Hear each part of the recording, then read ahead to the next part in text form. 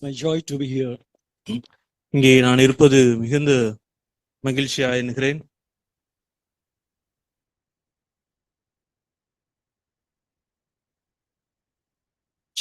Check. Is it okay? Can you hear? Yeah. Thank you. It's my joy and pleasure to be here with you this morning. இந்த காலை வேளையிலே உங்கள் மத்தியிலே இருப்பது நான் மகிழ்ச்சியாய் சந்தோஷமாய் கருதுகிறேன். Brother Victor had been calling me for some time. I was postponing it. சகோதரர் விக்டர் கொஞ்ச காலமாவே அழைத்து வருகிறார். நான் அதை தள்ளி போட்டு வந்தேன். I believe this is the Lord's doing. The Lord finally enabled us to come. கடைசியா இது கர்த்தருடைய செய்கை என்று நம்புகிறேன். கர்த்தர் தான் இங்கே வரும்படி ஏற்பாடு பண்ணினார் என்று விசுவாசிக்கிறேன். Thank you, brother, and I'm glad to be here amongst you. உங்கள் மத்தியிலே இருப்பது நான் சந்தோஷமா எண்ணுகிறேன். நான் நன்றி தெரிவித்துக் கொள்கிறேன். I see almost half the people are young and children. பாதி பேருக்கு மேல வாலிபர்களாகவும் சிறுவர்களாகவும் இருக்கிறதை நான் காண்கிறேன். And most of you children must be going to school and colleges. பிள்ளைகள் நீங்க ஸ்கூலுக்கும் கல்லூரிக்கும் செல்கிறவர்களா இருப்பீர்கள்.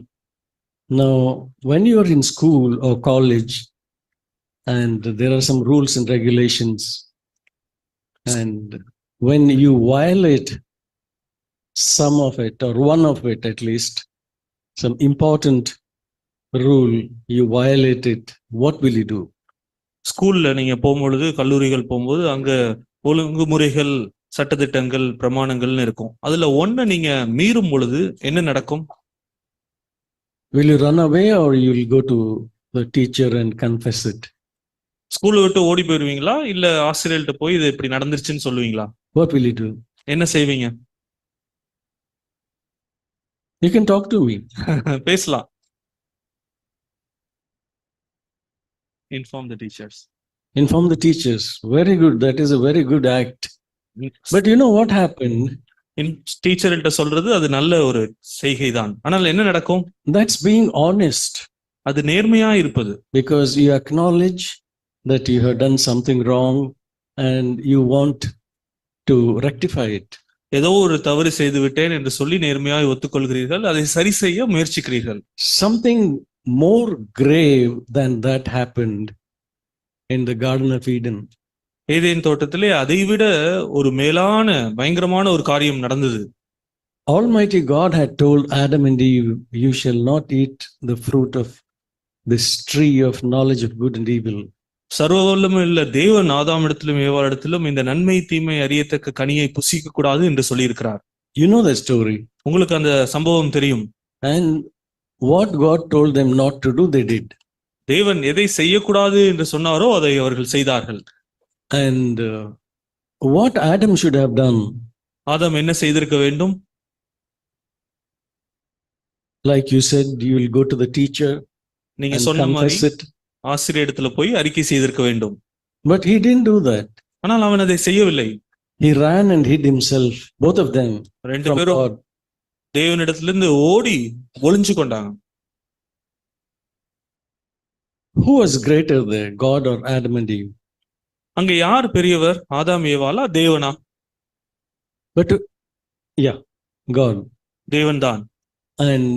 But who took the initiative? ஆனால் அந்த முதல் படியை எடுத்தது யார்? To rectify the situation. அந்த சூழ்நிலை சரி செய்யும்படி முந்தி முயற்சித்தது யார்? Almighty God from heaven came down சர்வவல்லமையுள்ள தேவன் பரலோகத்திலிருந்து இறங்கி வந்தார். and called Adam, where are you? ஆதாம் இடத்திலே, ஆதாமே நீ எங்கே இருக்கிறாய் என்று கேட்டார். No, Adam should have gone to the Lord and said, Lord, I'm sorry. I did what you told me not to do. ஆதாம் தான் ஆண்டவரிடத்துல போய், ஆண்டவரே நான் தவறு செய்து விட்டேன், நீர் செய்யக்கூடாது என்பதை செய்து விட்டேன் என்று சொல்லியிருக்க வேண்டும். But God had to come down. ஆனால் தேவன் வர வேண்டியதா இருந்தது. And then God asked him, where are you?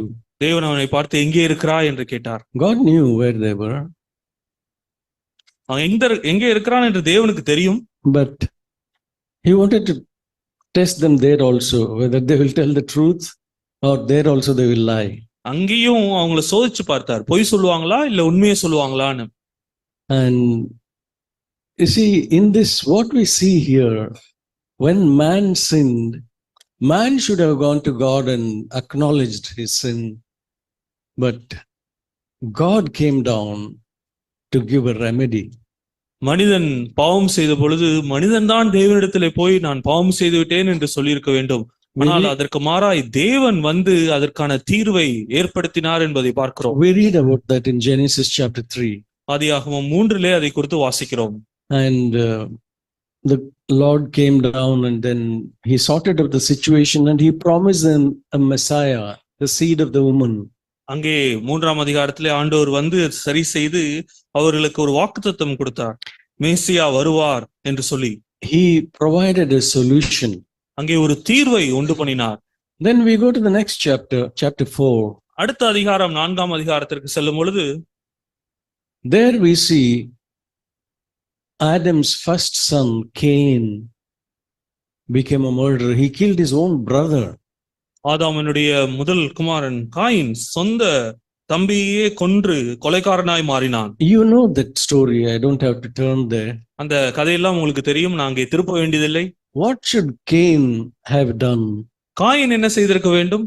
He also should have run to God and confessed his sin. அவனும் தேவனிடத்திலே ஓடி நான் பாவம் செய்து விட்டேன் என்று தேவனிடத்திலே ஒத்துக்கொண்டிருக்க வேண்டும். If Adam had also done that, situation would have been different. ஆதாம் அதை செய்திருந்தால் காரியம் வித்தியாசமா இருந்திருக்கும். And if Cain also had done that by running into the Lord's presence, confessing his sin, situation would have been different. ஆயினும் அதே போல தேவனுடைய சமூகத்திற்கு ஓடி போய் நான் பாவம் செய்து விட்டேன் என்று அறிக்கை செய்திருந்தால் அந்த சம்பவம் வித்தியாசமா இருந்திருக்கும். Because neither of them went to God, God came down in both the cases. ரெண்டு சூழ்நிலையிலுமே அது நடக்காதனாலே தேவன் வந்து அவர்களை சந்தித்தார். And then the Lord speaks to Cain. காயினிடத்திலே ஆண்டவர் பேசுகிறார். What have you done? நீ என்ன செய்தாய்? Your brother's blood is crying out to me. உன்னுடைய சகோதரனுடைய ரத்தம் கூக்குரல் எடுக்கிறது என்னிடத்திலே என்று சொல்கிறார். Why your face has fallen? உன்னுடைய முகம் ஏன் விழுந்திருக்கிறது?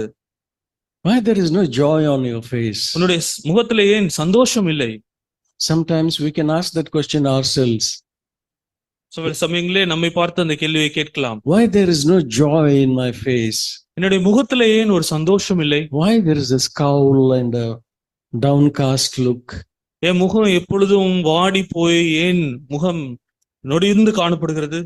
The Lord says, if you do well, will not your countenance be lifted up? நீ நன்மை செய்தால் நீ தூக்கிவிடப்படுவாய் அல்லவா என்று ஆண்டவர் கேட்கிறார். And when God asked him, where is your brother Abel? உன்னுடைய சகோதரன் ஆபேல் எங்கே என்று கேட்கிறார்.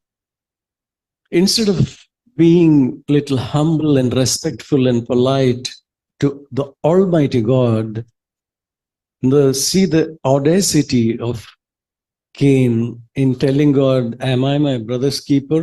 ஆண்டவரிடத்திலே தாழ்மையாய் பக்தியாய் பயத்தோடு பதில் சொல்லாதபடி இங்கே அவனுடைய மேட்டுமையை பாருங்கள். தேவனிடத்திலே எப்படி கேட்கிறான், நான் என்னுடைய சகோதரனை காவலாளியா என்று கேட்கிறான். See the arrogance and the boldness of this man to talk back to God like that. தேவனிடத்திலே இப்படி பேசுவதனுடைய இவனுடைய தைரியத்தையும் இவனுடைய துணிகரத்தை பாருங்கள். You know, God is not just waiting up there in heaven wanting people to come to him. ஆண்டவர் பரலோகத்தில் உட்கார்ந்து ஜனங்கள் எல்லாம் என்னிடத்திலே வர வேண்டும் என்று உட்கார்ந்து இருக்கிறாரா? Almost in every situation it is the Lord who came down and gave us a solution. ஒவ்வொரு சூழ்நிலையிலும் அவர்தான் வந்து தீர்வை கொடுத்திருக்கிறார். Because our God is a faithful God. ஏனென்றால் நம்மளுடைய தேவன் ஒரு உண்மையுள்ள தேவன். You know, when we write a letter to somebody, at the end of the letter we say, yours faithfully so and so. ஒரு கடிதம் நாம் எழுதும் போது அது கடைசியா எப்படி முடிக்கும்? உண்மையுடன் இவன் என்று சொல்லி நாம் முடிப்போம். You know, this is God's love letter to man. இதுதான் தேவன் மனுஷனுக்கு எழுதின அவருடைய அன்பின் கடிதம். And you know, at the end what he says, அதனுடைய முடிவிலே என்ன சொல்கிறார் தெரியுமா? God writes, yours faithfully, your father. கடைசியாய் உண்மையுடன் உன்னுடைய தகப்பன் என்று சொல்கிறார். that is the last word in the Bible. It says Amen. கடைசி வார்த்தை வேதத்திலே இருக்கிறது ஆமேன். In the last chapter of Revelation. வெளிப்படுத்தல் கடைசி அதிகாரத்திலே கடைசி வார்த்தை. The other meaning of the word Amen, it's not only let it be so, but it also means trust and faithful or faithfully yours. ஆமேன் என்ற வார்த்தையினுடைய அர்த்தம் அப்படியே ஆகக்கடுவது என்பது ஒரு அர்த்தம். இன்னொரு அர்த்தம் உண்மையுள்ள நான். So all that God has spoken and promised, ultimately he ends up in Revelation chapter 22. அவர் பேசின எல்லா காரியங்களும் கொடுத்த எல்லா காரியங்களையும் எப்படி முடிக்கிறார்? வெளிப்படுத்தல் 22ஆம் அதிகாரத்திலே it says, the last verse, chapter 22 verse 21, the grace of 21 verse 20, he says, he who testifies to these things says, yes, I am coming quickly, amen, come Lord Jesus. இவைகளை சாட்சியாக அறிவிக்கிறவர் மெய்யாகவே நான் சீக்கிரமாய் வருகிறேன் என்கிறார். ஆமென், கர்த்தராகிய இயேசுவே வாரும். Verse 21, it says, the grace of our Lord Jesus Christ be with you all, amen. நம்முடைய கர்த்தராகிய இயேசு கிறிஸ்துவின் கிருபை உங்கள் அனைவரோடும் இருப்பதாக, ஆமென். What that means is God is telling, I'm closing this big letter of mine to you all, my son and daughter. என்னுடைய மகனே மகளே, நான் உனக்கு எழுதின இந்த பெரிய கடிதத்தினுடைய நிறைவுக்கு வருகிறேன். Yours faithfully, your dad. உண்மையுடன் உன்னுடைய தகப்பன். So this is our God. இதுதான் நம்மளுடைய தேவன். And this is what he wants to convey to us. இதைதான் நம்மிடத்திலே அவர் சொல்ல விரும்புகிறார். Even this morning, இந்த காலை வேளையிலும் we will look at the faithfulness of God. தேவனுடைய உண்மையை நாம் தியானிப்போம். Can you turn your Bibles with me to Deuteronomy chapter 7? உபாகமம் 7ஆம் அதிகாரத்துக்கு என்னோடு சேர்ந்து வேதத்தை திருப்பி verse 9. 9வது வசனம். Deuteronomy chapter 7 verse 9. உபாகமம் 7:9. Can you read, brother? ஆகையால் உன் தேவனாகிய கர்த்தரே தேவன் என்றும் தம்மில் அன்பு கூர்ந்து தமது கற்பனைகளை கைக்கொள்ளுகிறவர்களுக்கு அவர் 1000 தலைமுறை மட்டும் உடன்படிக்கையையும் தயவையும் காண்பிக்கிற உண்மையுள்ள தேவன் என்றும். See, here it says, the Lord your God, he is God, the faithful God. இங்கே வாசிக்கிறோம், உங்கள் தேவனாகிய கர்த்தர் அவர் உண்மையுள்ள தேவன். That is his nature. அதுதான் அவருடைய சுவாபம். He cannot be anything other than being faithful. அவர் உண்மையுள்ளதாய் இருப்பதை காட்டிலும் வேற எப்படியும் அவர் இருக்க முடியாது. The Bible says many times about the faithfulness of God. வேதம் அநேக தடவை தேவன் உண்மையுள்ளவராய் இருக்கிறார் என்பதை குறித்து சொல்கிறது. Bible says, faithful is he who is called you and he will complete the work he has begun. உன்னை அழைத்தவர் உண்மையுள்ளவர், முடிவு பரியந்தம் நடத்துவார் என்று நாம் வாசிக்கிறோம். And we sing many songs about the faithfulness of God. தேவனுடைய உண்மையை குறித்து, உண்மையுள்ளவராய் இருக்கிறார் என்பதை குறித்து அநேக பாடல்களை பாடுகிறோம். And he says he is God who keeps covenant. தம்முடைய உடன்படிக்கையை காக்கிறவர். And his loving kindness to generations. அவர் சந்ததியாய், அவருடைய தலைமுறையாய் அவருடைய உடன்படிக்கையை அவர் கொண்டு வருகிறார், தயவை காண்பிக்கிறார். Not just 1, 2 or 3 or 10 generations. ஒரு தலைமுறை 2 தலைமுறை அல்ல. It says he keeps his covenant and his loving kindness to 1000th generation with those who love him and keep his commandments. தம்மில் அன்பு கூர்ந்து தமது கற்பனைகளை கைக்கொள்கிறவர்களுக்கு அவர் 1000 தலைமுறை மட்டும் உடன்படிக்கையும் தயவையும் காண்பிக்கிற தேவன். So God is a faithful God. தேவன் உண்மையுள்ள தேவன். And he is an unchanging God. அவர் ஒரு மாறாத தேவன். We read in Malachi, book of Malachi. மல்கியா புஸ்தகத்திலே நாம் வாசிக்கிறோம். The Lord says, I am the Lord, I change not.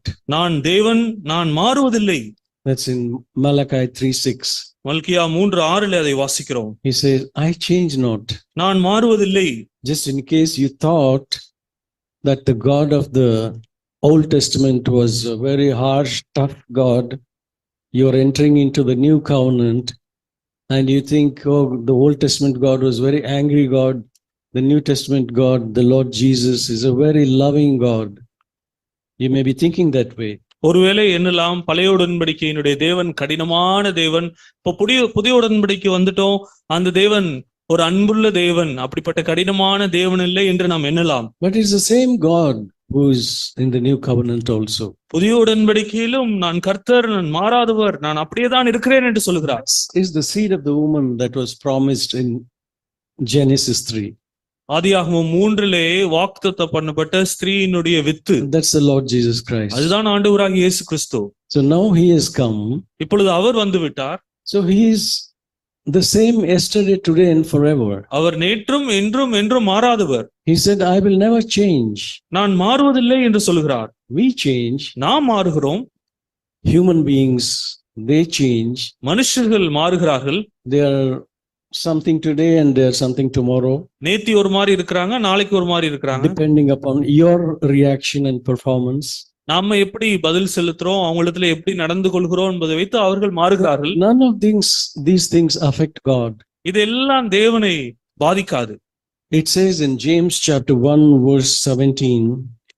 யாக்கோபு 1:17 வாசிக்கிறோம். You can read that, brother. நன்மையான எந்த ஈவும் பூரணமான எந்த வரமும் பரத்திலிருந்து உண்டாகி ஜோதிகளின் பிதாவினிடத்திலிருந்து இறங்கி வருகிறது. அவரிடத்தில் யாதொரு மாறுதலும் யாதொரு வேற்றுமையின் நிழலும் இல்லை. You see there the faithfulness of God. இங்கே தேவனுடைய உண்மையை பார்க்க முடிகிறதா? Every good thing and perfect thing which is a gift is from above. நன்மையான எந்த ஈவும் பூர்ணமான எந்த வரமும் பரத்தில் உண்டாகி ஜோதிகளின் பிதாவிடத்திலிருந்து இறங்கி வருகிறது. Coming down from the Father of lights. அங்கே ஜோதிகளுடைய பிதாவிடத்திலிருந்து இறங்கி வருகிறது. In whom there is no variation, means he is one thing today, is another thing tomorrow, depending upon his mood. He is not a moody God. அவரிடத்தில் யாதொரு மாறுதலும் வேற்றுதலும் நிழலும் இல்லை. அர்த்தம் என்ன? நேத்தி ஒரு மாதிரி இருக்கிறாரு, இன்னைக்கு ஒரு மாதிரி இருக்காரு. அவர் மூட வச்சு மாறிப்பாரா? அப்படி மூட வச்சு மாறுறவர் அவர் அல்ல. And he is unchanging, eternal, is always the same. அவர் நித்தியமாய் மாறாதவர், எப்பொழுதும் அப்படியே இருக்கிறார். Steadfast. அவர் அப்படியே நிலையாய் இருக்கிறார். So he has revealed his nature in his word to us. அவருடைய சாயலை வார்த்தையின் மூலமாய் நமக்கு காண்பித்திருக்கிறார். He is unchanging. அவர் மாறாதவர். He is covenant keeping. அவர் கற்பனையை கைக்கொள்ளுகிறவர். He gives provision in our times of trouble. நம்மளுடைய சூழ்நிலைகளிலே, பிரச்சனைகளிலே நமக்கு வேண்டியதை அவர் கொடுக்கிறார். He overlooks our iniquities. நம்மளுடைய அக்கிரமங்களை காணாதவராய் இருக்கிறார். In one translation it says in the book of Acts, the sins of the past God has winked at. ஒரு மொழிபெயர்ப்பிலே நம்மளுடைய அப்போஸ்தலரிலே இந்த வசனத்தை இப்படியா இருக்கிறது, நம்மளுடைய பழைய பாவத்தை அப்படியே அவர் கண்டுகொள்ளாமல் போய்விட்டார். So he has made provision for our forgiveness of sins. நம்மளுடைய பாவ மன்னிப்புக்காய் அவர் ஒரு வாய்ப்பை உண்டு பண்ணியிருக்கிறார். And cleansing. அவர் நம்மை சுத்திகரித்திருக்கிறார். And ultimately he sent Jesus to die in our place. என்னுடைய இடத்திலே இயேசுவை மரிக்கும்படி அனுப்பினார். He can take my sins and he may give his righteousness to me. என்னுடைய இடத்தை இயேசு கிறிஸ்து எடுத்துக்கொண்டு அவருடைய நீதியை எனக்கு கொடுக்கும்படியாய். So he is the God of the past. அவர் கடந்த காலத்தின் தேவன். He is God of the present. He is God of the future. நிகழ்காலத்தின் தேவன், அவர் எதிர்காலத்தின் தேவன். We read in 1 Corinthians chapter 1 verse 9, again the faithfulness of God. 1 கொரிந்தியர் 1:9 மறுபடியுமாய் தேவனுடைய உண்மையை குறித்து நாம் வாசிக்கிறோம். தம்முடைய குமாரனும் நம்முடைய கர்த்தருமாய் இருக்கிற இயேசு கிறிஸ்துவுடனே ஐக்கியமாய் இருப்பதற்கு உங்களை அழைத்த தேவன் உண்மையுள்ளவர். Yeah. It says God is faithful. தேவன் உண்மையுள்ளவர். Through whom you were called to fellowship with his son Jesus Christ our Lord. நம்முடைய குமாரனும் நம்முடைய கர்த்தருமாய் இயேசு கிறிஸ்துவுடனே ஐக்கியமாய் இருப்பதற்கு உங்களை அழைத்த தேவன். He has called us to fellowship with him. அவரோடு நாம் ஐக்கியப்படும்படி நம்மை அழைத்தவர். Can you think about that? அதை குறித்து எண்ணி பார்க்கலாமா? Even today there are so many places where there are kings and there are kingdoms. அநேக இடங்களிலே இப்பொழுதும் ராஜாக்களும் ராஜ்யங்களும் இருக்கிறது. And it is not so easy to have an audience with a king. ராஜாவோடு போய் சந்திப்பதெல்லாம் சாதாரண காரியம் அல்ல. And common people like us, we cannot go there unless we know somebody who is close to the king. ராஜாவுக்கு நெருங்கிய ஒருவர் யாராவது தெரிஞ்சா போய் ராஜாவை பார்க்கலாம், இல்லைன்னா சாதாரண ஜனங்கள்லாம் நம்ம போய் ராஜாவை பார்க்க முடியாது. But here the King of Kings and the Lord of Lords, he says, he is faithful and he has called you and me to fellowship with his son Jesus Christ. இங்க பார்த்தீங்களா, ராஜாதி ராஜா கர்த்தாதி கர்த்தர் அவர் சொல்றாரு, உங்களை எல்லாரையும் அவருடைய குமாரனோடு ஐக்கியப்படும்படியாய் நம்மை அழைத்திருக்கிறார். Or in other words, இன்னொரு விதத்திலே சொல்ல வேண்டும் என்றால், like that verse says in Hebrews 4:15 and 16, எபிரேயர் 4:15-16 நாம் வாசிக்கிற அந்த வசனத்தின்படி, Jesus also came in the flesh like us, நம்மை போல இயேசுவும் மாம்சத்திலே வெளிப்பட்டார், but he never sinned. அவர் ஒருபோதும் பாவம் செய்யவில்லை. He was tempted exactly like us, நம்மை போலவே அவர் சோதிக்கப்பட்டார், but he didn't sin. அவர் பாவம் இல்லாதவராயிருந்தார். That's why it says in verse 16, let us therefore draw near to the throne of grace with confidence. ஆதலால் 16ஆம் வசனத்திலே, நாம் இரக்கத்தை பெறவும் ஏற்ற சமயத்தில் சகாயம் செய்யும் கிருபை அடைவும் தைரியமாய் கிருபாசன தண்டையிலே சேரக்கடவோம். See, God wants us to come to his throne. அவருடைய சிங்காசனத்திற்கு நாம் வர வேண்டும் என்று தேவன் விரும்புகிறார். Have you ever read any king's throne or his presence open to everybody? எல்லாருக்கும் திறந்திருக்கிற ராஜாவினுடைய சிங்காசனம் நீங்கள் கேள்விப்பட்டிருக்கிறீர்களா? There's so much of security around the king. ராஜாவை சுத்தி அவ்வளவு பாதுகாப்பு இருக்கும். You cannot just bypass them and then go to the presence of the king. அந்த பாதுகாப்பை எல்லாம் தாண்டி சாதாரணமா ராஜாவினுடைய சமூகத்துக்கு போய்விட முடியாது. But here the Lord says, இங்கே ஆனால் ஆண்டவர் சொல்லுகிறார், come and have fellowship with me. வந்து என்னுடைய சமூகத்துக்கு வா, என்னோடு ஐக்கியப்படு. That is the God we serve. அப்படிப்பட்ட தேவனை தான் நாம் சேவிக்கிறோம். And he has provided a way of escape. ஒரு தப்புவிக்கும் போக்கை அவர் உண்டு பண்ணுகிறார். Because it says there that we can draw near with confidence, not with fear. பயத்தோடு அல்ல, தைரியமாய் அவருடைய கிருபாசன தண்டைக்கு வர முடியும் என்று வாசிக்கிறோம். Because he was also like us. ஏனென்றால் அவரும் நம்மை போலவே இருந்தார். It says we do not have a high priest who cannot sympathize with our weakness. நம்மளுடைய பலவீனங்களை குறித்து பரிதபிக்க கூடாத பிரதான ஆசாரியர் நமக்கு இராமல், He was also tempted like us in every area. எல்லா விதத்திலும் நம்மை போலவே அவர் சோதிக்கப்பட்டார். He came in the flesh just like us. நம்மை போலவே அந்த மாம்சத்திலே வந்தார். He didn't float around, but he lived with us. அவர் நம்மோடு ஜீவித்தார். அப்படியே மெதக்கல, வானத்துல அவர் மெதக்கல. The word, it says, became flesh and dwelt among us. அந்த வார்த்தை மாம்சமாகி நம்மோடு அவர் ஜீவித்தார் என்று வாசிக்கிறோம். And he didn't have some supernatural glory or glow or halo around him. இயற்கைக்கு அப்பாற்பட்ட அவரை தலையை சுத்தி ஒளிவட்டமோ ஒரு ஒளியோ மகிமையோ அவரிடத்துல இல்லை. He was a common man like you and me. உங்களைப் போலும் என்னை போலும் ஒரு சாதாரண மனுஷனாய் தான் இயேசு இருந்தார். And that we know when in the Garden of Gethsemane, when they came to capture him, they didn't know who it was. எப்படி நமக்கு தெரியும் சாதாரண மனுஷனா இருந்தார்? அவர் கெத்செமனே தோட்டத்துல அவரை கைது செய்ய வரும்பொழுது யார் இயேசுன்னு தெரியல. And Jesus asked them, whom do you want? இயேசு அவர்களை பார்த்து கேட்டார், யாரு தேடுகிறீங்க?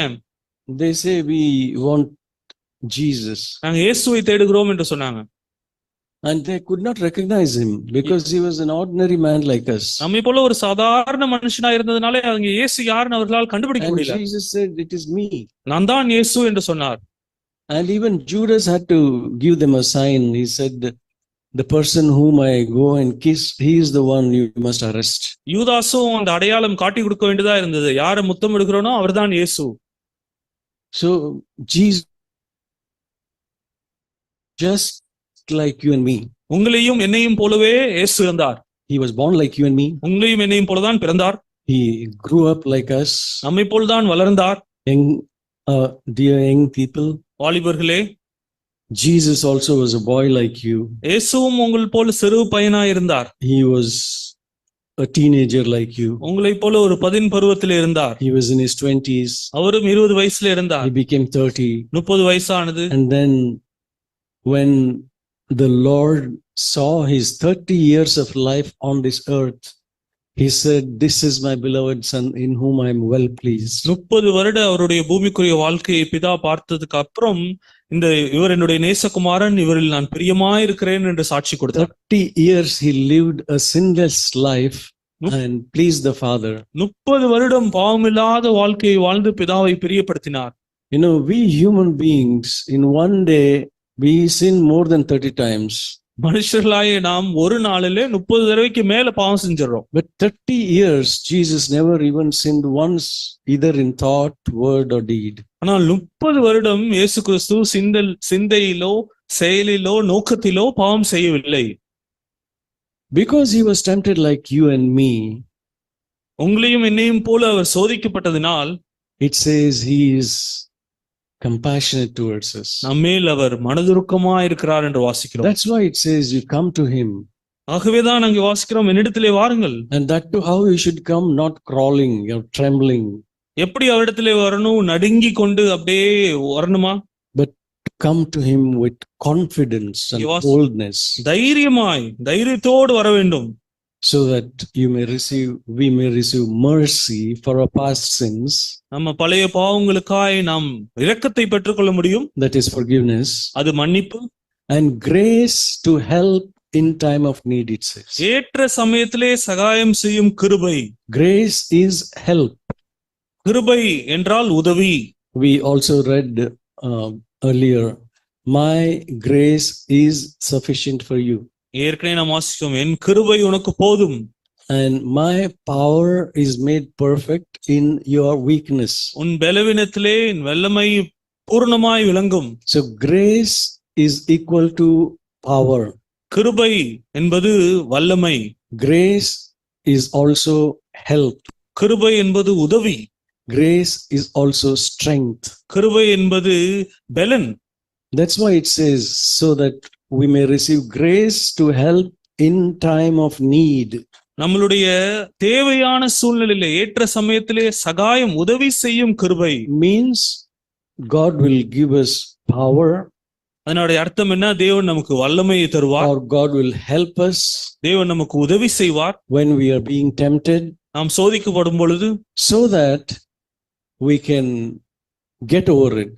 ஆகவே அந்த சோதனையை நாம் ஜெயிக்க முடியும். We may be enabled and empowered not to give into the flesh. சுயத்திற்கு நாம் இடம் கொடுக்காதபடி நான் பலப்பட முடியும். You know that well-known verse in many times we speak about that in the church. இந்த சபையிலே அடிக்கடி பேசுகிற ஒரு வசனம் In 1 Corinthians 13:10. 1 கொரிந்தியர் 13:10 உங்கள் எல்லாருக்கும் தெரிஞ்ச வசனம். நிறைவானது வரும்போது I'm sorry, I'm sorry, not that verse. 1 Corinthians 10:13. 1 கொரிந்தியர் 10:13. மனுஷருக்கு நேரிடுகிற சோதனை அல்லாமல் வேறே சோதனை உங்களுக்கு நேரிடவில்லை. தேவன் உண்மையுள்ளவராய் இருக்கிறார். உங்கள் திராணிக்கு மேலாக நீங்கள் சோதிக்கப்படுவதற்கு அவர் இடம் கொடாமல் சோதனையை தாங்கத்தக்கதாக சோதனையோடு கூட அதற்கு தப்பிக்கொள்ளும்படியான போக்கையும் உண்டாக்குவார். See, this should really encourage each one of us. இந்த வசனம் நம் ஒவ்வொருவரையும் உற்சாகப்படுத்த வேண்டும். It says God will not allow you and me to be tempted beyond our ability. நம்மளுடைய திராணிக்கு மிஞ்சி சோதிக்கப்படும்படி அவர் நம் இடம் கொடுக்க மாட்டார். God did not decide that Jesus should go to the cross at the age of 15 or 20. 15 வயதிலேயோ 20 வயதிலேயோ இயேசு சிலுவைக்கு போக வேண்டும் என்று தேவன் தீர்மானிக்கவில்லை. That was not God's timetable. அது தேவனுடைய கால அட்டவணையிலே அது இல்லை. And God will not give you, like we have heard many times from Brother Zach, when you are in the second grade in school, He will not give you a 10th grade examination paper. அநேக தடவை நம் சகோதரப்புடன் சகோதரத்திலிருந்து கேட்டிருக்கிறோம், 2வது வகுப்புல இருக்கும்போது 10ஆம் வகுப்பு பரீட்சை பேப்பரை கொடுப்பாரா? Today what you are, God will test you only according to your ability. இந்த நாளிலே நீங்க எப்படி இருக்கிறீங்களோ அந்த திராணிக்கு தக்கதாய் தான் தேவன் உங்களை சோதிப்பார். And it says here, He will not allow you to be tested beyond your ability. உங்கள் திராணிக்கு மிஞ்சி மேலாக சோதிக்கப்படுவதற்கு அவர் இடம் கொடுக்க மாட்டார். Because God is faithful. ஏனென்றால் தேவன் உண்மையுள்ளவர். Again that word, faithful God. மறுபடியுமாய் அந்த வார்த்தையை வாசிக்கிறோம், உண்மையுள்ள தேவன். And it says, He will not allow you to be tempted beyond what you're able, but with the temptation will provide you the way of escape so that you may be able to endure it. அந்த சோதனையோடு கூட தாங்கத்தக்கதாக சோதனையோடு கூட அதற்கு தப்பிக்கொள்ளும்படியான போக்கையும் உண்டாக்குவார். He will provide you a way of escape means He will give you grace to overcome that. அந்த தப்புவிக்கும் போக்கை உண்டாக்குவார் என்பதன் அர்த்தம் என்ன?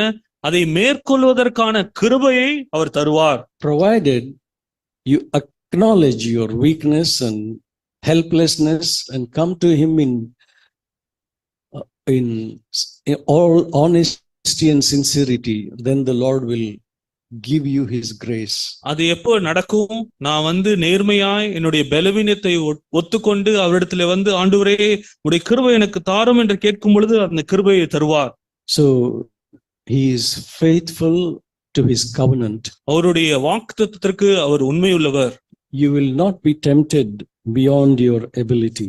உங்களுடைய திராணிக்கு மிஞ்சி உங்களை அவர் சோதிக்கப்படுவதற்கு இடம் கொடுக்க மாட்டார். And even when we sin, நாம் பாவம் செய்தாலும், sinning is not God's will. நாம் பாவம் செய்வது தேவனுடைய சித்தம் அல்ல. God wants us to overcome sin. பாவத்தை நாம் ஜெயிக்க வேண்டும் என்றுதான் தேவன் விரும்புகிறார். We read that in the very first book of the Bible in Genesis chapter 4. ஆதியாகமம் 4ஆம் அதிகாரத்திலே அங்கே நாம் வாசிக்கிறோம். We saw that about Cain. காயினை குறித்து நாம் வாசித்தோமே. The Lord told him, if you intend well, will not your countenance be lifted up? நீ நன்மை செய்தால் நீ மேன்மை அடைய மாட்டாயா என்று கேட்கிறார். But he says, if not, இல்லை என்றால் sin is crouching at your door. அங்கே நாம் வாசிக்கிறோம், பாவம் இல்ல பிசாசுனுடைய வாசற்படியிலே படுத்திருக்கிறது. You know what is crouching? அங்கே வாசற்படியிலே நெளிந்து கொண்டு வருகிறது.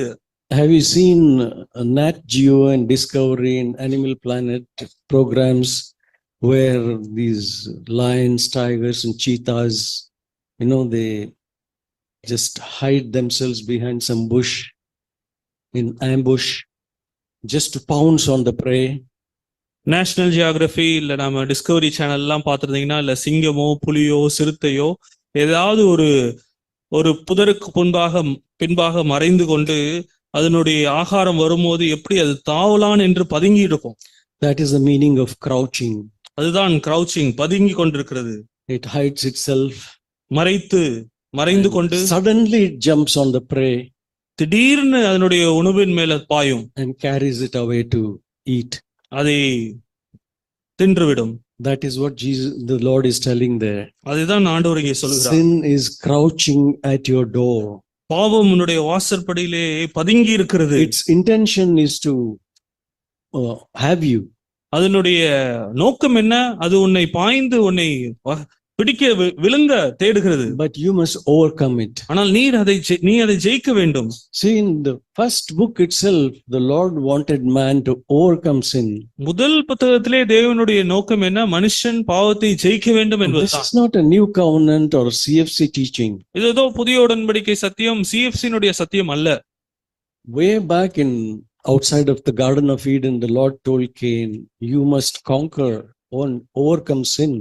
எப்பயோ ஆரம்பத்திலே ஏதேன் தோட்டத்து வெளியிலே தேவனுடைய விருப்பம் மனுஷனுக்கு இதுவாய்தான் இருந்தது. காயினிடத்திலே நீ பாவத்தை ஜெயிக்க வேண்டும் என்று சொன்னார்.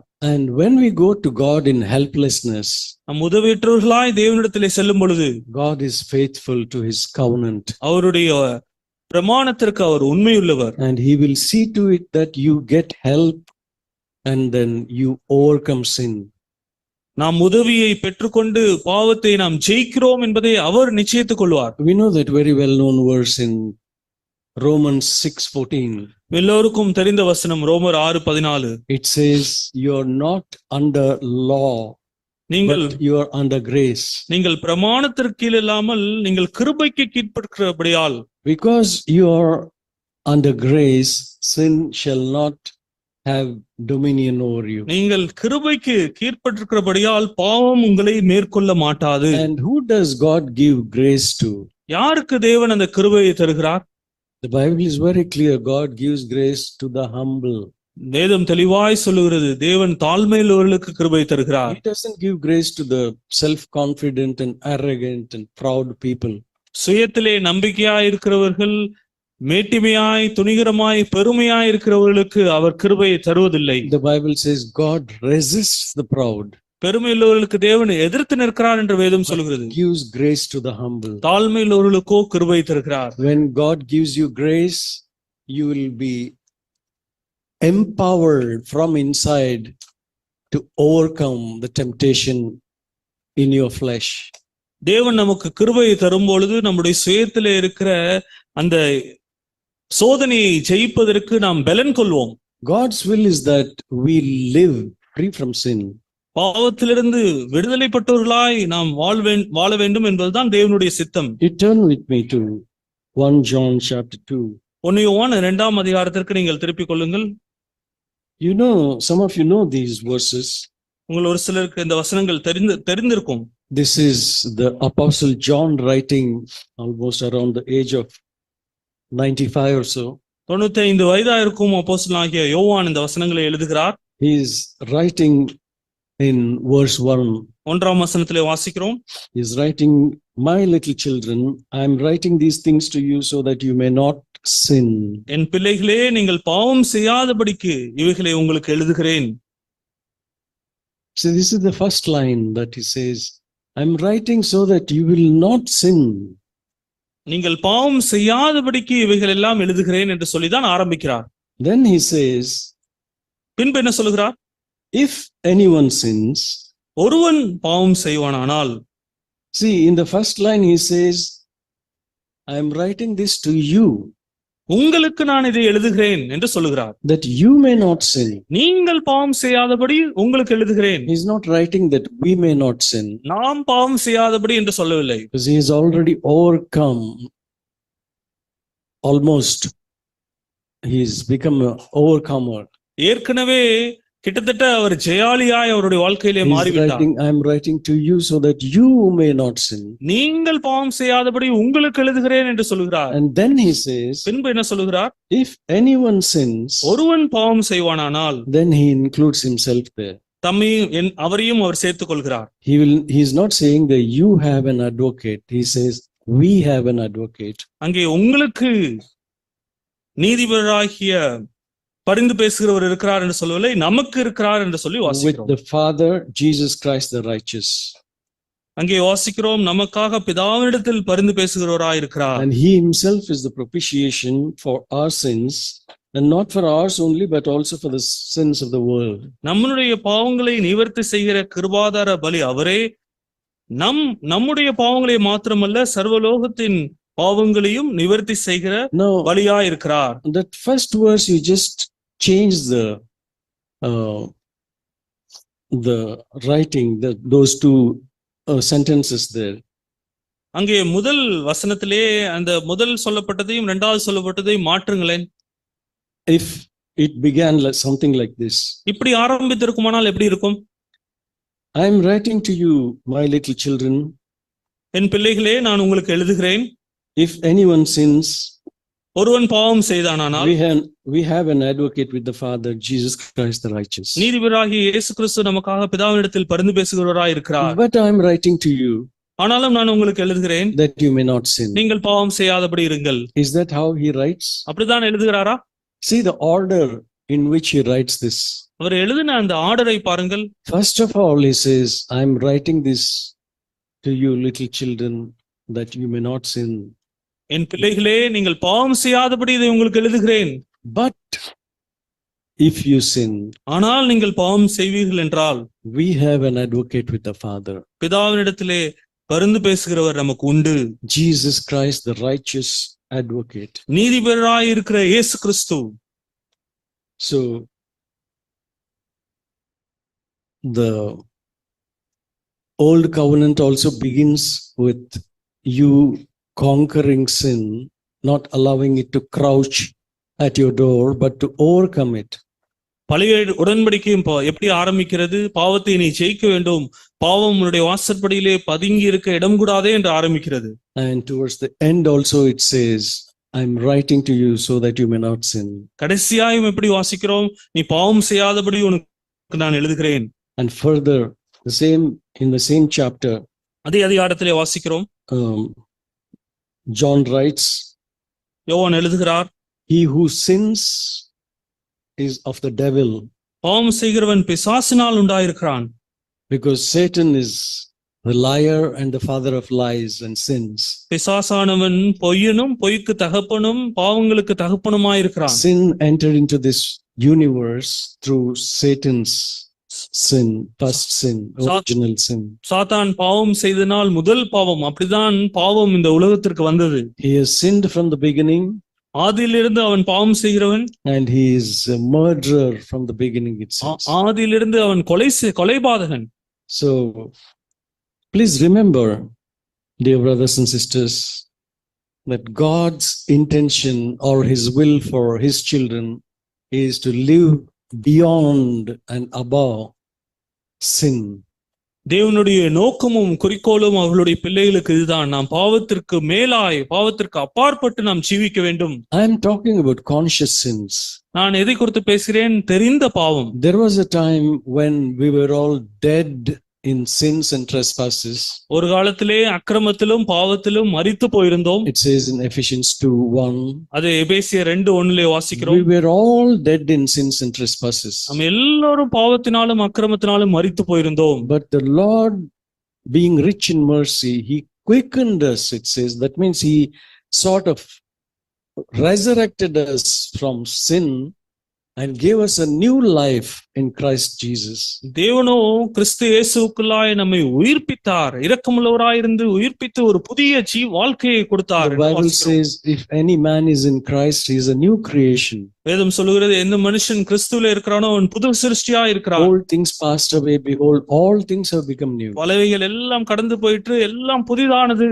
The Lord gives us a resurrected life, as it were. ஒரு உயிர்த்தெழுதலான ஜீவனை தேவன் நமக்கு கொடுக்கிறார். And with that new resurrected life, he wants us to live in fellowship with him, so that we say no to the flesh or no to sin and yes to God. அந்த உயிர்த்தெழுதலான அந்த ஜீவனோடு நாம் வாழும் பொழுது பாவத்திற்கு இல்லை என்று மறுப்பு தெரிவித்து இயேசுவுக்கு, அவருக்கு ஆம் என்று சொல்லி அவரோடு ஐக்கியப்பட்டு வாழும்படி அவர் விரும்புகிறார். Just a few words about that. It says in chapter 1 verse 8.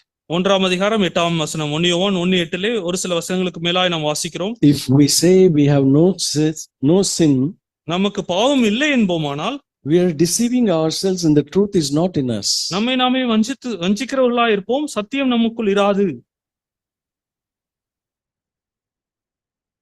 And verse 6 again, it speaks about fellowship.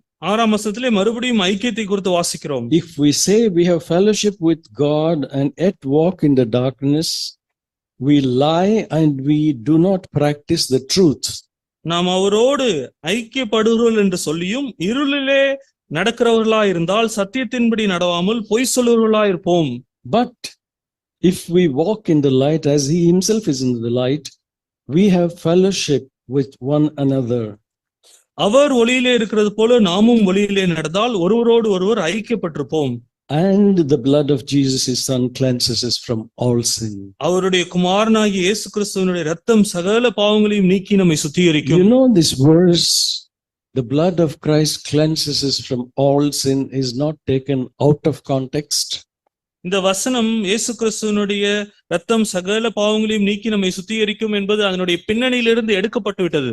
The blood of Jesus cleanses us from all sin only if we walk in the light as he himself is in the light. இயேசு கிறிஸ்துவினுடைய இரத்தம் சகல பாவங்களையும் நீக்கி நம்மை சுத்திகரிக்கும் என்பது எப்ப சாத்தியம்? நாம் அவர் ஒளியிலே இருக்கிறது போல நாமும் ஒளியிலே நடந்தால் மட்டுமே. Then we have fellowship with him.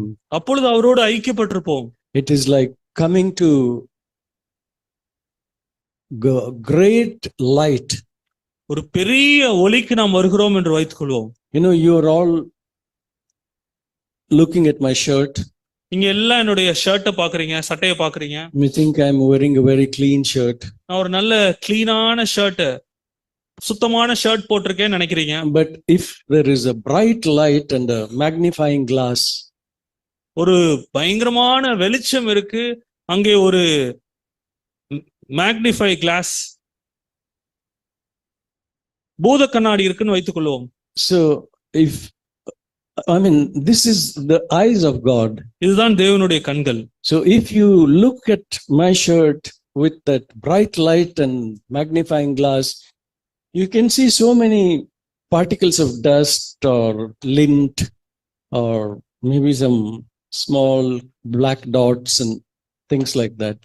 அந்த பெரிய வெளிச்சத்தோடு அந்த பூத கண்ணாடியிலே பார்ப்போம் என்றால் அதிலே நிறைய டஸ்ட் இருக்கிறத, அங்க சின்ன சின்ன துகள் இருக்கிறதையும், அங்கங்கே கருப்பு புள்ளிகள் இருக்கிறதையும் காணலாம். That is what it means. If we walk in the light as he himself is in the light, then I realize what a filthy man I am. நாம் அவரோடு நம் ஒளியிலே நடக்கும் பொழுது, அவருடைய ஒளியிலே என்னை பார்க்கும் பொழுது எவ்வளவு ஒரு மோசமான மனுஷன் நான் என்பதை பார்க்க முடியும். The holiest man who lived in Israel at that time was Isaiah. அவருடைய காலகட்டத்திலே வாழ்ந்த ஒரு பரிசுத்தமான ஒரு மனுஷன் ஏசாயா. You see, up to 5th chapter, he went on denouncing, "Oh, unto this people, oh, unto that people," etc. 5 அதிகாரம் வரை இவருக்கு ஐயோ, அவருக்கு ஐயோ என்று எல்லாருக்கும் ஐயோ ஐயோ என்று சொல்லி வந்தார். And in chapter 6, we read about him when he came face to face with God. He had a vision. He saw himself like a wretched man, wretched sinner. 6ஆம் அதிகாரத்திலே தேவனை நேருக்கு நேராய் சந்தித்த பொழுது ஒரு தரிசனத்திலே எவ்வளவு மோசமான ஒரு பாவி என்பதை அவர் உணர்வடைந்தார். He recognized what a sinful man he was. அவர் எவ்வளவு பெரிய மோசமான பாவி என்பதை உணர்வடைந்தார். He stopped saying, "Oh," to those people. மற்றவர்களுக்கு ஐயோ என்று சொல்வதை He நிறுத்திவிட்டார். started saying, "Oh, unto me," he said now. எனக்கு ஐயோ என்று சொல்ல ஆரம்பித்து விட்டார். Because he was in the presence of God. ஏனென்றால் அவரோட தேவனுடைய சமூகத்திலே இருந்தார். Same thing happens when we come face to face with God and we are walking in the light, in fellowship with him. More and more sin we discover in ourselves, which we didn't know that they were existing there. நம்மளுடைய வாழ்க்கையிலும் அதுதான் நடக்கும். நாம் அதிகமாய் ஒளியிலே நடந்து அவரோடு ஐக்கியப்பட்டிருக்கும் பொழுது ஏற்கனவே என்னுடைய வாழ்க்கையிலே இருந்தது என்று தெரியாத பாவங்கள் எல்லாம் நமக்கு தெரிய வரும். But God doesn't leave us there helpless. அங்கே நம்மை அப்படியே உதவியற்றவர்களாய் பாவத்தை காண்பித்து விட்டு விடுவதில்லை. An angel came. ஒரு தூதன் வந்தார். He took a live coal with a tongue. குறட்டிலே அந்த அனலை எடுத்து, and he brings that live coal and touches Isaiah's lips. ஏசாயாவினுடைய உதட்டை தொட்டார். See, the angel didn't touch that live coal with his bare hands. அந்த தூதர் அந்த நெருப்பு துண்டை கையினால் தொடவில்லை. He took a tongue. அங்கே ஒரு குறடை எடுத்தார். And that live coal, when it touched Isaiah's lips, it didn't burn him.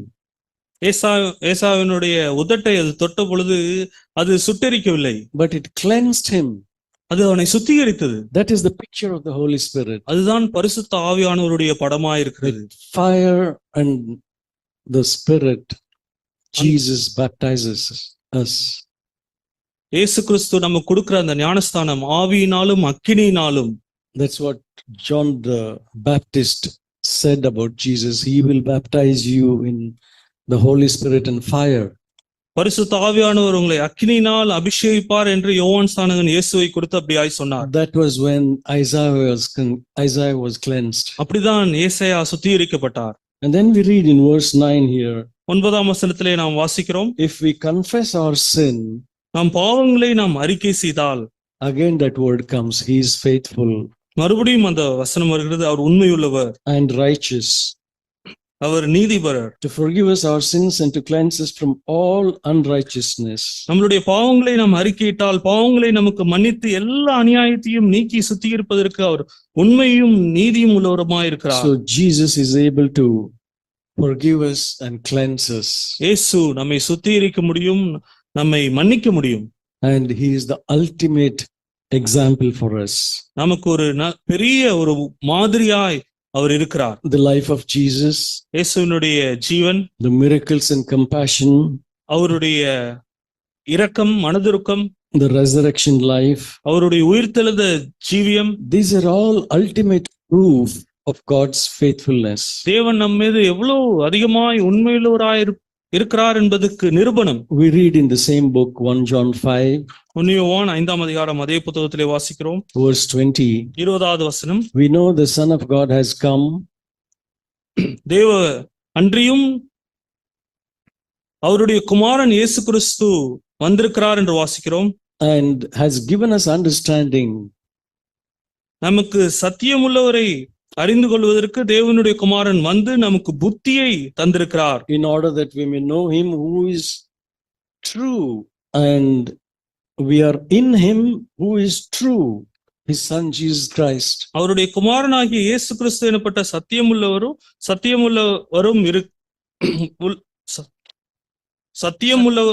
சத்தியமுள்ளவருக்குள்ளும் இருக்கிறோம். இவரே மெய்யான தேவனும் நித்திய ஜீவனுமாய் இருக்கிறார். So what is eternal life? நித்திய ஜீவன் என்றால் என்ன? It's not living forever and ever and ever. நித்தியமாய் என்றென்றும் ஜீவிப்பது என்பது அல்ல. Another name for God is eternal. தேவனுக்கு இன்னொரு பேர் நித்தியமானவர். And eternal life is with God, and it begins and ends in God.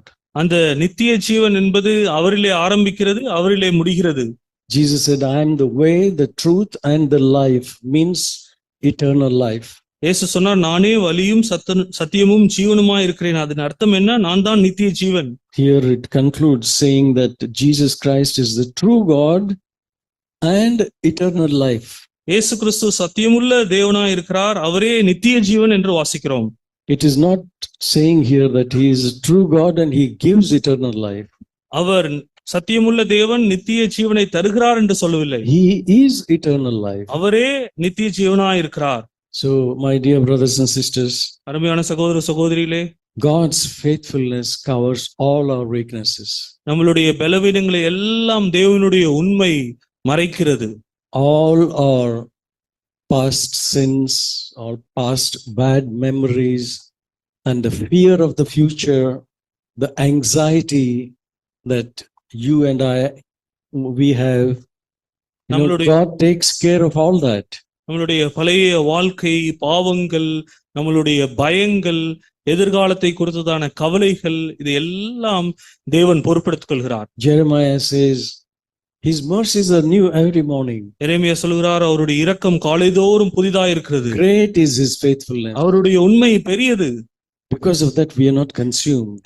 அது நிமித்தமாய் நாம் இன்னும் ஆக்கினைக்குள்ளாக Because of His faithfulness and mercy, அவருடைய இரக்கத்தினாலும் அவருடைய உண்மையினாலும் we are not consumed. இன்னும் நாம் சுட்டரிக்கப்படாமல் இருக்கிறோம். And His mercies are new every morning. காலைதோறும் அவருடைய இரக்கங்கள் புதிதாய் இருக்கிறது. What's the meaning of that? அதனுடைய அர்த்தம் என்ன? His mercies are new today morning means, as far as God is concerned, He doesn't hold anything against me about yesterday's sin, provided I have confessed it. இந்த நாளிலே இரக்கம் புதிதாய் இருப்பதனுடைய அர்த்தம் என்ன? தேவனை பொறுத்தவரை என்னுடைய பாவத்தை நான் அறிக்கை செய்திருந்தால் நேற்றைய தினத்தினுடைய பாவம் எல்லாம் அவருக்கு பொருட்டல்ல. Each day He looks at you and me in the morning. His mercies are new every morning means He looks at you with a smile on His face, knowing that you are clean as ever. ஒவ்வொரு நாளும் இரக்கம் புதிதாய் இருப்பதனுடைய அர்த்தம் என்ன? காலையிலே உங்களை பார்க்கும் பொழுது நீங்கள் எப்பொழுதுமே சுத்தமாய் இருப்பது போல உங்களை புன்னுருகையோடு சிரிப்போடு உங்களை பார்க்கிறார். His calling is open to everybody. அவருடைய அழைப்பு உங்கள் எல்லாருக்கும் உண்டு. To sinners and to righteous people. பாவிகளுக்கும் நீதிமான்களுக்கும். And finally I would like to end with this verse in Hosea. ஓசியாவிலே இந்த வசனத்தை சொல்லி நான் Chapter முடிக்க 11 விரும்புகிறேன். verse 8. Chapter 11. ஓசியா 11ஆம் அதிகாரம். Hosea comes after Daniel, Ezekiel, Daniel. தானியேலுக்கு அப்புறம் ஓசியா வருகிறது. Chapter 11 verse 8. 11:8. In the Bible, எப்பிராயீமே, Yeah. நான் உன்னை எப்படி கைவிடுவேன்? இஸ்ரவேலே, நான் உன்னை எப்படி ஒப்புக் கொடுப்பேன்? நான் உன்னை எப்படி அத்மாவைப் போல ஆக்குவேன்? உன்னை எப்படி செபோயிமைப் போல வைப்பேன்? என் இருதயம் எனக்குள் குழம்புகிறது, என் பரிதாபங்கள் ஏகமாய் பொங்குகிறது. See, we read here in this book about the sins of Ephraim. இங்கே எப்ராயிமினுடைய பாவத்தை குறித்து இந்த புத்தகத்திலே வாசிக்கிறோம். He went on sinning against God over and over and over again. மறுபடியும் மறுபடியும் மறுபடியுமாய் தேவனுக்கு விரோதமாய் இங்கே பாவம் செய்கிறான். God could have destroyed them like he destroyed Sodom and Gomorrah. Sodom குமாராவை அழித்தது போல எப்ராயிமை தேவன் அழித்திருக்கலாம். But God, it says, he is rich in mercy, அவர் தேவன் இரக்கத்திலே ஐஸ்வர்யம் உள்ளவராய் இருக்கிறார் என்று rich in வாசிக்கிறோம். compassion. மனதிருக்கத்திலே ஐஸ்வர்யம் உள்ளவராய் இருக்கிறார். That's why he says, despite all the blunders and sins and wickedness that Ephraim committed, Ephraim செய்திருந்த அவ்வளோ தவறுதல், மீறுதல்கள், பாவங்கள் எவ்வளவா இருந்தாலும் ஆண்டவர் சொல்கிறார், the Lord, he says, how can I give up on you, Ephraim? எப்ராயிமே, நான் எப்படி உன்னை ஒப்பு கொடுப்பேன்? How can I surrender you நான் to judgment, O Israel? இஸ்ரேலே, நான் உன்னை எப்படி நியாயத்தீர்ப்புக்கு ஒப்பு கொடுப்பேன்? How can I make you like Adma and Zeboim? அத்மாவை போலவும் செயோபியை போலவும் உன்னை எப்படி நான் வைப்பேன்? Adma and Zeboim were two cities near Sodom and Gomorrah that got destroyed in the fire of Sodom and Gomorrah. Sodom குமாரா பக்கத்துல இருந்த ரெண்டு பட்டணங்கள், அதுவும் அக்கினினால் சுட்டரிக்கப்பட்டது. அத்மா, செபோய். How can I make you like them? உன்னை எப்படி அப்படியாய் மாற்றுவேன்? I don't want to treat you like Sodom and Gomorrah. Sodom குமாராவை போல உன்னை நடத்த மாட்டேன். My heart is turned over within me. என்னுடைய இருதயம் உன்னை நிமித்தமாய் ஏகமாய் பொங்குகிறது. All my compassions are kindled towards you. என் பரிதாபங்கள் ஏகமாய் பொங்குகிறது. Says, I will not execute my fierce anger. I will not destroy Ephraim again. என்னுடைய உக்கிர கோபத்தின்படியே செய்ய மாட்டேன். எப்ராயிமை அழிக்கும்படி திரும்ப மாட்டேன். Because I am God and not man. ஏனென்றால் நான் மனுஷன் அல்ல, தேவனாய் இருக்கிறேன். The Holy One in your midst. நான் உன் நடுவில் இருக்கிற பரிசுத்தர். I will not come in wrath. ஆகையால் பட்டணத்துக்கு விரோதமாக வரேன். Dear brothers and sisters, அருமையான சகோதர சகோதரிகளே, let's think about the love of God. தேவனுடைய அன்பை குறித்து நாம் எண்ணி பார்ப்போம். Think about his grace, அவருடைய கிருபையை குறித்து எண்ணி பார்ப்போம். about his compassion, அவருடைய மனதிருக்கத்தை குறித்து எண்ணி about his பார்ப்போம். heart. அவருடைய இருதயத்தை குறித்து எண்ணி பார்ப்போம். Respond to him. அவருக்கு நாம் உத்தரவு செய்வோம். If some of you are struggling with habitual sins, ஒரு சிலர் தொடர்ந்தேச்சியாய் பாவத்திலே போராடி கொண்டிருக்கிறீர்கள். there is no sin that God cannot cover. தேவன் மூட முடியாத, மறைக்க முடியாத பாவம் ஒன்றும் இல்லை. There is no sin which God cannot deliver you from. தேவன் உங்களை விடுதலையாக்க முடியாத பாவம் என்று ஒன்றும் இல்லை. He says, come, let us reason together. வா, நாம் வந்து விவாதம் செய்வோம் என்று அழைக்கிறார். Though your sins are as scarlet or as crimson, they shall be like wool, உன்னுடைய பாவங்கள் like snow. செக்கசெவேன் என்றிருந்தாலும் வெண்பஞ்சை போல வெண்மையாக்குவேன். The blood of Christ cleanses us from all sin. இயேசு கிறிஸ்துவினுடைய இரத்தம் நம்மை சகல பாவங்களிலிருந்தும் நம்மை சுத்திகரிக்கும். Let's be honest. நாம் நேர்மையாய் வருவோம். And not pretend நாம் நடிக்க வேண்டாம். that everything is fine with me when it is not. எல்லாம் என் இடத்துல சரியா இருக்கு, ஆனா காரியம் சரியா இல்லாத பொழுது நடிக்க வேண்டாம். Come to him. அவரிடத்திலே நாம் வருவோம். Like the tax collector came to the Lord. ஆண்டவரிடத்திலே அந்த Luke 18. லூக்கா 18 அந்த வரி வசூலிக்கிறவன் ஆண்டவரிடத்திலே வந்தது போல Tax collector and the Pharisee went to the temple to pray. அந்த ஆசாரியரும் இந்த வரி வசூலிக்கிற ஆயக்காரனும் அந்த தேவாலயத்திற்கு ஜெபிக்கும்படி போனார்கள். Both prayed. ரெண்டு பேரும் ஜெபித்தார்கள். One man, he boasted about himself, about his righteousness, about his sacrifices. ஒருவன் அவனுடைய தியாகத்தை குறித்தும் அவனுடைய சேவையை குறித்தும் நீதியை குறித்தும் மேன்மை பாராட்டுகிறான். He was telling God as if God doesn't know any of those things.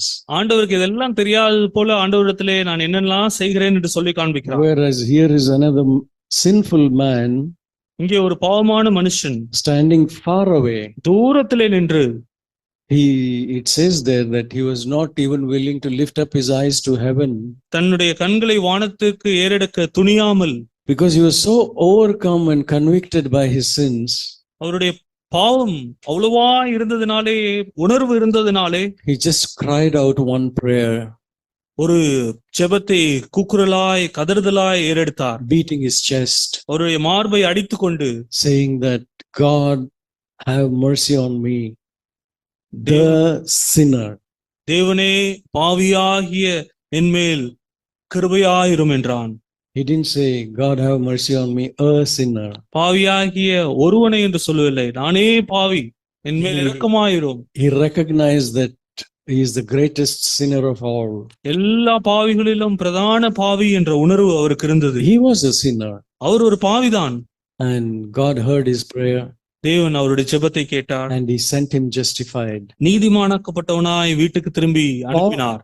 The apostle Paul also said almost the same thing towards the end of his life. அப்போஸ்தலனாகிய பவுலும் தன்னுடைய வாழ்க்கையின் முடிவிலே அதே காரியத்தை He சொன்னார். said Jesus Christ came to save sinners, of whom I am the chief. பாவிகளை இரட்சிக்க வந்த இயேசு கிறிஸ்து என்று சொல்லி அவரை அந்த பாவிகள் எல்லாம் பிரதான பாவி நான் என்று சொல்லிக் கொண்டார். I am the greatest sinner, he said. நான் தான் அந்த பிரதான பாவி. Was he really sinning? அவர் அவ்வளவு அதிகமாய் பாவம் செய்து கொண்டிருக்கிறாரா? When he says sin shall not have dominion over you, பாவம் உங்களை மேற்கொள்ள மாட்டாது என்று அவர்தானே சொன்னார். you are dead to sin. பாவத்திற்கு மரித்திருக்கிறீர்கள் என்று How சொன்னார். can you still walk in sin? இப்பயும் பாவத்திலே நீங்கள் எப்படி நடக்க முடியும் என்று And கேட்டார். this man, towards the end of his life, he says, I am the greatest of sinners. இந்த மனுஷன் தன்னுடைய வாழ்க்கையின் முடிவிலே பாவிகளின் பிரதான பாவி என்று சொல்கிறார். Because the closer you come to God, ஏனென்றால் தேவனிடத்திலே அவ்வளவு அதிகமாய் நெருங்கி வருகிறோமோ, the more you realize your wretchedness, அவ்வளவு அதிகமாய் நான் நிர்பந்தமான மனுஷன் என்பதை உணர்வடைவோம். like Isaiah did. ஏசாயா செய்தது போல Isaiah thought he was the worst of the lot. எல்லாவற்றிலும் மோசமான மனுஷன் நான் என்று சொல்லி ஏசாயா உணர்வடைந்தார். But the Lord had mercy on Isaiah, the Lord had mercy on the Apostle Paul, the Lord has mercy on us also, if we come to him in brokenness and repentance and honesty. ஏசாயனிடத்திலே தேவன் இரக்கமாயிருந்தார், பவுல் இடத்திலே இரக்கமாயிருந்தார், நம்மிடத்திலும் இரக்கமாய் இருப்பார் எப்பொழுது நாம் நேர்மையாய் மனத்தாழ்மையோடு அவரிடத்திலே வரும்பொழுது. David says in Psalm 51, a broken and a contrite heart, Lord, thou wilt not despise. சங்கீதம் 51 தாவீது சொல்லுகிறார், நறுங்குண்ட இருதயத்தை நீர் அற்பமாய் எண்ணீர், You desire truth in the inward parts. உள்ளந்திரங்களிலே நீர் உண்மையை எதிர்பார்க்கிறீர். God is not interested in our external truth or external activities. வெளிரங்கமான நம்மளுடைய உண்மையோ நாம் என்ன செய்கிறோம் என்பதையோ தேவன் God எதிர்பார்க்கவில்லை. is not interested in service, my dear brothers and sisters. அருமையான சகோதர சகோதரிகளே, உங்களுடைய சேவையிலே தேவனுக்கு விருப்பம் இல்லை. God is interested in you, உங்களிலே தேவன் விருப்பமாயிருக்கிறார். your heart. உங்களுடைய இருதயத்தை. Somewhere we read, these people honor me with their lips, but their hearts are far away from me.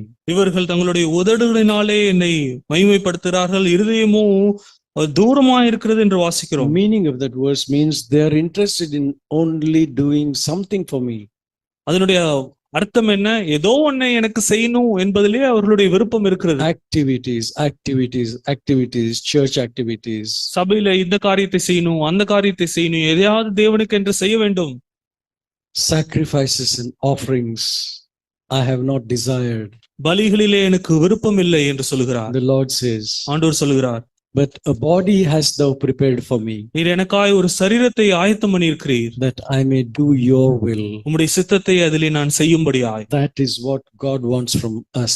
நம்ம இடத்திலிருந்து தேவன் அதுதான் எதிர்பார்க்கிறார். Romans 12:1, finally, brethren, ரோமர் 12:1, கடைசியாய் சகோதரர்களே, in the mercies of God, I beseech you தேவனுடைய இரக்கங்களை கொண்டு உங்களை வேண்டிக் கொள்கிறேன், that you present your bodies as a living sacrifice, உங்களுடைய சரீரங்களை ஜீவ பலியாய் தேவனுக்கு ஒப்புக்கொடுங்கள். not as dead sacrifices like they did in the old covenant. பழைய உடன்படிக்கையிலே செய்தது போல மரித்த பலியாய் அல்ல, ஜீவ பலியாய். The old covenant, they cut up every piece of an animal and put it on the altar, so that everything could be burnt up as a burnt offering. பழைய உடன்படிக்கையிலே பலியை அவர்கள் பலிபீடத்தில் வைக்கும் பொழுது அதை வெட்டி எல்லாவற்றையும் மரித்ததாய் வைப்பார்கள், அப்பொழுது அது சுட்டரிக்கப்படும். But in the new covenant, it says we have to give ourselves as living sacrifice. ஆனால் புதிய உடன்படிக்கையிலே ஜீவ பலியாய் ஒப்பு கொடுக்க வேண்டும் என்று வாசிக்கிறோம். Means I place myself on the altar, அதனுடைய அர்த்தம் என்ன? என்னையே நான் ஜீவ பலியாய் பலிபீடத்திலே வைக்கிறேன். and if the fire gets hotter, அங்கே நெருப்பு அதிகமாய் சூடாகுகிறதா? living sacrifices have a tendency to jump out. ஜீவ பலி அதிலிருந்து தப்பிச்சு குதிச்சு ஓட ஒரு முயற்சிக்கும். But a person who has determined that he is going to be a living sacrifice, he will not jump out. ஜீவ பலியாய் நான் இருக்க போகிறேன் என்று தீர்மானித்திருக்கிற ஒரு மனுஷர் அதிலிருந்து குதிக்க மாட்டார். He will lie there until the fire falls on him and consumes all that should be consumed. அங்கே வந்து அக்கினி விழுந்து அவனிடத்திலிருந்து பட்சிக்க வேண்டியது எல்லாவற்றையும் பட்சிக்கும் வரை அங்கேயே தரித்திருப்பார். In Hebrews, God says, once more I am going to shake everything. எபிரேயரிலே ஆண்டவர் சொல்றார், இன்னொரு முறை எல்லாவற்றையும் நான் அசைப்பேன். And everything will be shaken, and only that which cannot be shaken will remain. எல்லாம் அசைக்கப்படும், அசைக்கப்படாத காரியம் மாத்திரம் நிலைத்திருக்கும். So when we put ourselves on the altar and offer ourselves completely as a living sacrifice, God will burn up in us what should be burnt up, and he will not burn us up completely. நம்மை ஜீவ பலியாய் பலிபீடத்திலே ஒப்பு கொடுக்கும் பொழுது நம்மிலே சுட்டரிக்கப்பட வேண்டிய காரியங்களை ஆண்டவர் சுட்டரிப்பார், நம்மை முற்றிலுமாய் சுட்டரித்து விட மாட்டார். Only that which belongs to the old Adam will be burnt up. பழைய ஆதாமின் சுவாபத்திற்கு உண்டான காரியங்கள் மாத்திரமே சுட்டரிக்கப்படும். And the divine nature of Christ will increase more and more. கிறிஸ்துவனுடைய திவ்ய சுவாபம் இன்னும் அதிகமாய் பெருகும். Then this is the work of sanctification that God is doing in our midst. நம் மத்தியிலே தேவன் செய்கிற பரிசுத்தமாக்குதலின் கிரியை இதுதான். May we submit to him நாம் அவரிடத்திலே ஒப்பு கொடுப்போம் and allow him to do what he wants to do. அவர் நம்மளே செய்ய விரும்புகிறதை செய்யும்படி அவருக்கு இடம் கொடுப்போம். May the Lord bless these words. Shall we bow our heads in prayer? இந்த வார்த்தைகளை தேவன் ஆசீர்வதிப்பாராக. நம் தலைகளை தாழ்த்தி ஜெபிப்போம். Our dear Father, we thank you that you are a faithful and loving and compassionate God. தேவனே, நீர் உண்மையுள்ளவர், நீர் ஆண்டவரே எங்கள் மேல் மனதிருக்கமாய் இருக்கிற அன்பாய் இருக்கிற தேவன். உமக்கு நன்றி செலுத்துகிறோம். You will not be angry with us forever. என்றென்றும் எங்களோடு நீர் கோபமாய் இருப்பதில்லை. You are rich in mercy. நீர் இரக்கத்திலே ஐஸ்வர்யமுள்ளவராய் இருக்கிறீர். You want us to come to you in brokenness and repentance. நாங்கள் ஆண்டவரே, நாங்கள் உடைந்து மனம் திரும்பி உம்மிடத்திலே வரும்படி நீர் விரும்புகிறீர். Lord, you know we are not infallible, but we are fallible creatures. ஆண்டவரே, நாங்கள் விலகக்கூடிய மனுஷர்கள். We are weak in ourselves. நாங்கள் பலவீனமாய் இருக்கிறவர்கள். But you are strong. நீர் பலமுள்ளவராய் இருக்கிறீர். You promised when we are weak, we'll be dynamite. நாங்கள் பலவீனமாய் இருக்கும் பொழுது நாம் பலமுள்ளவர்களாய் இருப்போம் என்று வாக்குத்தத்தம் பண்ணியிருக்கிறீர். We come to you in brokenness and in repentance and in sincerity and honesty. உடைபடுதலோடு நாங்கள் நேர்மையாய் நாங்கள் உம்மிடத்திலே வருகிறோம். Be merciful to me, எங்கள் மேல் இரக்கமாயிரும். the sinner. பாவியாகிய என் மேல் இரக்கமாயிரும். Cleanse me, என்னை சுத்திகரியும். wash me, என்னை ஆண்டவரே கழுவும். fill me with the Holy Spirit, உம்முடைய ஆவியினால், பரிசுத்த ஆவியினால் என்னை நிரப்பும். that I may live this life that pleases you. உம்மை பிரியப்படுத்துகிற வாழ்க்கை வாழ எனக்கு உதவி செய்யும். So that you may say about me and about us, well done, good and faithful servant. என்னை குறித்தும் எங்களை குறித்தும் அந்த நாளிலே நீ உத்தமமாய் நடந்த ஊழியக்காரனே என்று சொல்வதை நாங்கள் கேட்கட்டும். Enter into the joy of the Lord. கர்த்தருடைய சந்தோஷத்துக்குள்ளே பிரவேசி. Thank you that the work that you have begun in us, you will complete. நீர் எங்களிலே ஆரம்பித்த அந்த கிரியை ஆண்டவரே நீர் நிறைவு செய்வீர். உமக்கு நன்றி செலுத்துகிறோம். And all of God's people said, தேவ ஜனங்கள் நாம் சொல்லுவோம், Amen. ஆமென். Amen.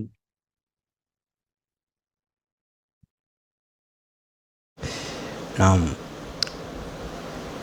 கேட்ட வார்த்தைகளை நாம் நிதானித்து நாம் நம்முடைய இருதயத்தை நாம் தேவன் பக்கமாய் திருப்பி நம்மளை ஆராய்ந்து பார்த்து நாம் தேவனிடத்தில் நாம் செல்லுவோம். நாம் கேட்டது போல அவர் 1000 தலைமுறைக்கும் அவர் இரக்கம் செய்யவும் தமது வாக்குத்தத்தை காக்கிற உண்மையுள்ள தேவனாக இருக்கிறார். நாம் கேட்டது போல் ஆரம்பத்திலிருந்து நாம் கேட்டது போல் அந்த கெட்டுப்போன அந்த மனுஷனிடத்தில் ஆதாம் ஏவாள் அவங்க பாவம் செய்துட்டாங்க. தேவனை விட்டு தூரமாக இருக்கிற அவங்களுக்கு ஆண்டவர் பரத்திலிருந்து இறங்கி, ஆதாமே நீ எங்கே இருக்கிறாய், நீ என்ன நிலைமையில் இருக்கிறாய் என்று சொல்லி ஆண்டவர் சர்வ வல்லமையுள்ள தேவன் மனுஷனை தேடி வந்தாங்க. அவனிடத்திலே வந்தாங்க. நீ என்ன நிலைமையில் இருக்க, நீ எங்கே இருக்கிற அப்படின்னு சொல்லி தேடி வந்தாங்க. அதுபோல் அந்த காயன் இடத்துல ஆண்டவர் உன் முகம் நாடிப்பட்டிருக்கிறது என்ன, மாறி உன் முகம் நாடி வேறுபட்டிருக்கிறது என்ன என்று சொல்லி அவனிடத்தில் ஆண்டவர் தேடி வந்தாங்க. இதுபோல் நம்முடைய இருதயத்திலேயும் நாம் எப்படி இருக்கிறோம் என்பதை ஆண்டவர் காண்கிறார். நாம் எப்படி ஆண்டவருடைய வார்த்தைக்கும் வாழ்க்கைக்கும் பதிலளிக்கிறோம் என்பதை ஆண்டவர் கவனிக்கிறார். நாம் கேட்டது போல அவர் நமக்கு உண்மையுள்ளவராக இருக்கிறார். அவர் இரக்கமுள்ள தேவனாக இருக்கிறார். 1000 தலைமுறைக்கு இரக்கத்தை காக்க வல்லமையுள்ளவராக இருக்கிறார். ஆனால் அதில் என்னென்னா, நாம் மனம்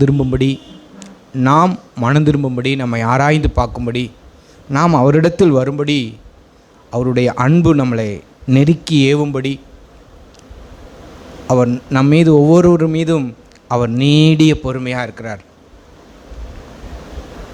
நம்ம அந்த உபாகம் 7:9 நான் வாசித்தது போல் அவர் 1000 தலைமுறைக்கும் அவருடைய உண்மையை, அவருடைய வாக்குத்தத்தத்தை காக்க அவர் உண்மையுள்ளவராக இருக்கிறார். ஆனால் நம்மளுடைய நிலைமையை ஒத்துக்கொண்டு நாம் ஒரு மனந்திரும்பின இருதயத்தோடு, நெகேமியா அதை தான் செய்வார்.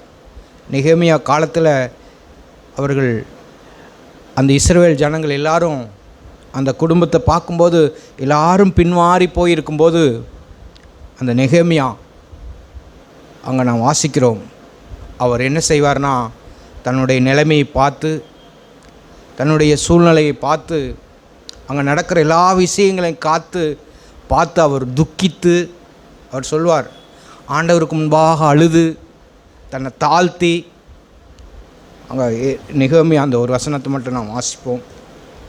நெகேமியா 1ஆம் அதிகாரம்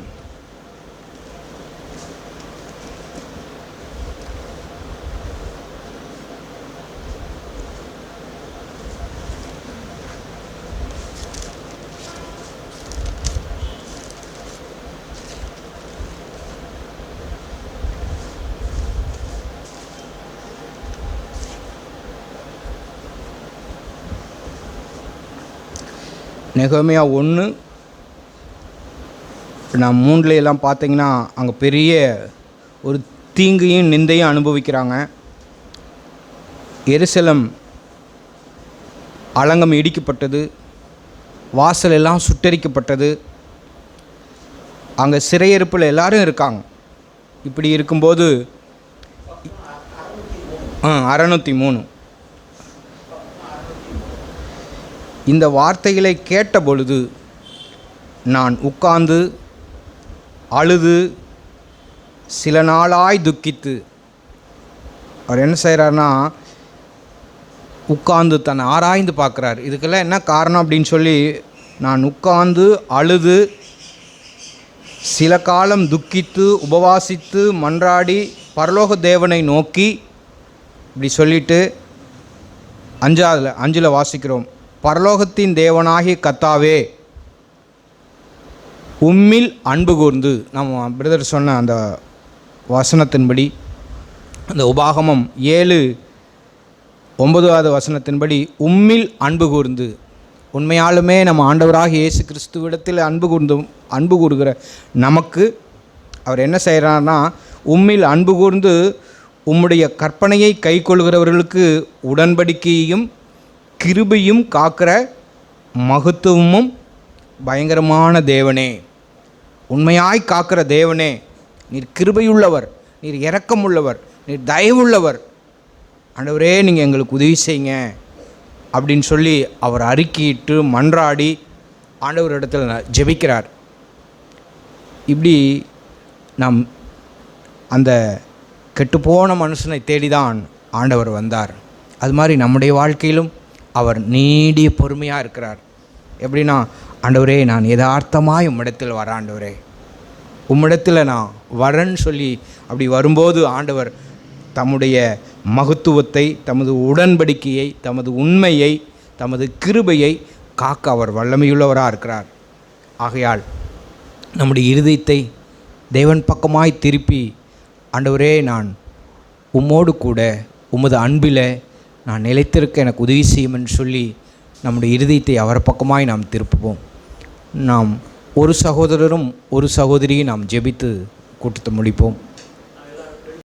பரலோக தகப்பனே, உமக்கு நன்றி செலுத்துகிறோம்.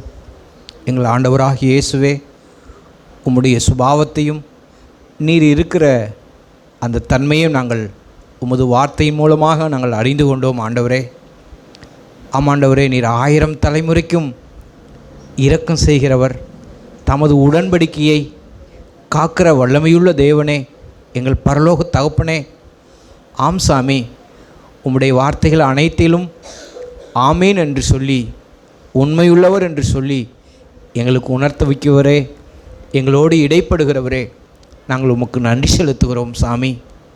ஆமாண்டவரே, நாங்கள் உம்மை தேடி வல்லை ஆண்டவரே, நீர் எங்களை தேடி வந்தீரே அப்பா. நாங்கள் ஒளிந்து கொண்டிருக்கும்போது, எங்களை மறைத்து கொண்டிருக்கும்போது, ஆண்டவரே நீர் எங்களை தேடி வந்த கர்த்தனாகி இயேசுவே, பரலோக தகப்பனே, ஆண்டவரே உம்முடைய ஒளிக்கும் உமது உண்மைக்கும் உமது யதார்த்தத்துக்கும் நாங்கள் வந்துவிட எங்களுக்கு உதவி செய்யும் சாமி. ஒவ்வொரு நாளும் உமக்கு முன்பாக நாங்கள் வாழ்ந்துவிட பரிசுத்த ஆவியானவரே நீங்கள் எங்களுக்கு துணை புரிந்தருளும் ஆண்டவரே. ஆமாண்டவரே, உம்முடைய அந்த ஜீவனில் அந்த பலத்தில் நாங்கள் வளர எங்களுக்கு உதவி செய்யும். இங்கே கூடி வந்திருக்கிற உம்முடைய பிள்ளைகள் ஒவ்வொருவரையும் உம்முடைய நாமத்தினால் நாங்கள் ஆசீர்வதிக்கிறோம். தேவையோடும் பலவீனத்தோடும் வந்திருக்கிறவரை ஒவ்வொருவரையும் நீர் விடுவிப்பீராக ஆண்டவரே. உமது வார்த்தையினாலும் உமது பரிசுத்த ஆவினாலும் ஒவ்வொருவரையும் நீர் நிரப்பியறலாம் ஆண்டவரே. தகப்பனே, தொடர்ந்து எங்களை வழிநடத்தும் ஆண்டவரே. தேவன் நீர் உண்மையுள்ளவர் அப்பா. தப்பித்து கொள்ளும்படி போக்கை உண்டு பண்ணுங்க வல்லமையுள்ளவரே, மகத்துவமானவரே, உமக்கு நன்றி செலுத்துகிறோம். தொடர்ந்து எங்களை வழி நடத்தும். இயேசு கிறிஸ்துவின் விலையேறப்பட்ட நாமத்தில் ஜெபிக்கிறோம் ஜீவனுள்ள நல்ல பிதாவே, ஆமேன். ஆகாரத்துக்காய் ஜெபிக்கிறோம். படைத்த கரங்களை ஆசீர்வதியும், உன்னும் மக்கென்று வாழ உதவி செய்யும். இயேசுவின் நாமத்தில் ஜெபிக்கிறோம் நல்ல பிதாவே, ஆமேன்.